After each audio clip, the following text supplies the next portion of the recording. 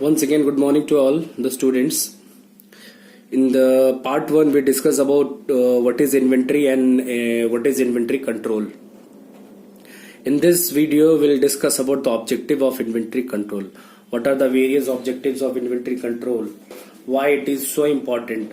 And this particular topic is helpful for both the papers of MBA in production and management as well as in management science, which is operation research.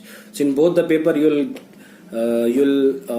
understand in both the paper it is compulsory to understand the topic of inventory control, objective of inventory control, and one question will definitely come in exam from this topic in both the papers.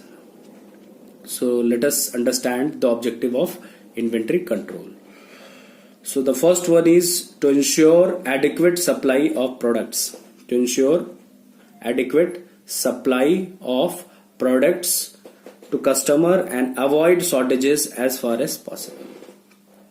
As we discussed in the topic of inventory control, your customer is a king, and you don't create panic to your customer. The supply of material should be in a smooth way, so that customer should have a feeling that I'll get the material on time whenever I need it. So that trust comes only when you supply the material, supply the finished product in a particular point of time whenever the customer is required.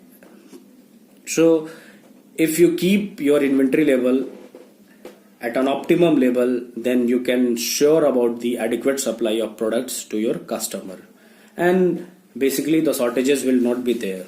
So this is the first point, objective of inventory control. The second point, to make sure that the financial investment in inventory is minimum. As we all are aware of the topic that inventory should be at a maximum, inventory should be between maximum level and minimum level.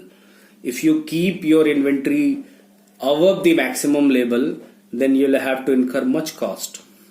You'll have to give more space, and that can you have to employ more persons to take care of that particular inventory. So damages could be happen. Obsolescence can be happen. So you have to be sure that the investment there should be always an investment in inventory, and it should be optimum, it should be minimum.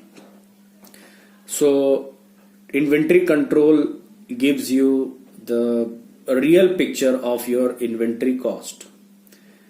It should be between maximum level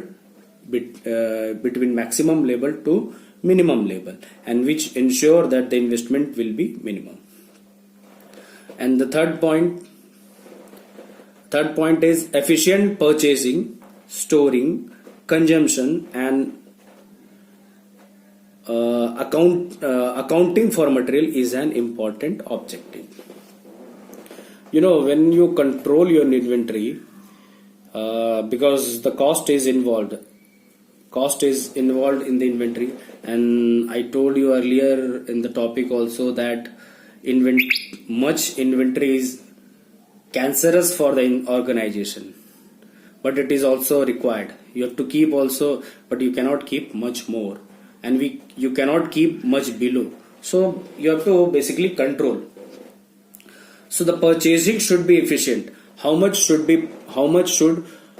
quantity we should purchase and store, so that it will not get damaged, and it should be in accounting register of the storekeeper. The storekeeper must aware of the each and every product of the inventory.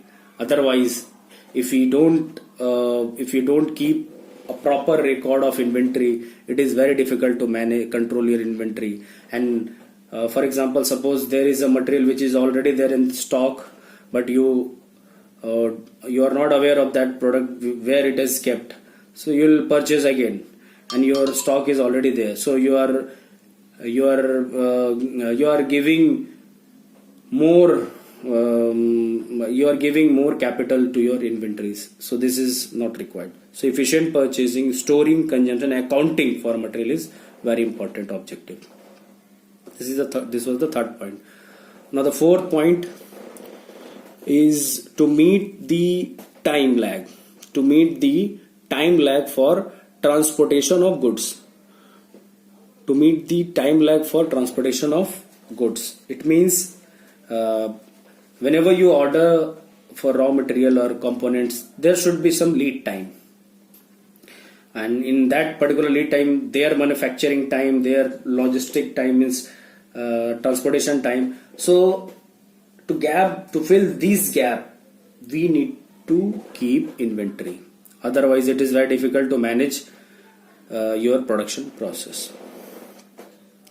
This was the fourth point. Now the fifth point is to balance various cost of inventory. To balance various cost of inventory such as order cost or setup cost and inventory carrying cost. Inventory the entire inventory can be divided into different types of cost, such as order cost. Whenever you order for a particular material, it requires a particular manpower, it requires certain stationery, it requires certain time, which has some cost. So this is called order cost. Every time when you place the order for inventory, it has some order cost. And setup order cost or setup cost and inventory carrying cost. Inventory, as I told earlier, that inventory has to keep somewhere else. Inventory has some value. So inventory carrying cost is always there. Means to keep your inventory in your store, it requires some space. So space has some that space has some cost. You procured a material for suppose 10 lakh rupees, so that 10 lakh capital has some cost. You must have borrowed it from bank where interest is charged. If you kept the manpower to manage that inventory, it has also some cost. So there is always inventory carrying cost. So to maintain these costs, inventory control is required. And the last point is to minimize losses due to deterioration, obsolescence, and damages. This is basically, if you keep more inventory, every inventory has some shelf life. After some time, it will get deteriorate. It will get depreciate. So to minimize that depreciation, obsolescence, after some time the material get obsolete. It is not for use. So if you keep inventory high, then it would be possible that your material get obsolete. And damages. Obviously, when you keep much more inventory, the chances of damage is very high. So the objective of inventory control is very important topic, that why we keep inventory in an optimum level.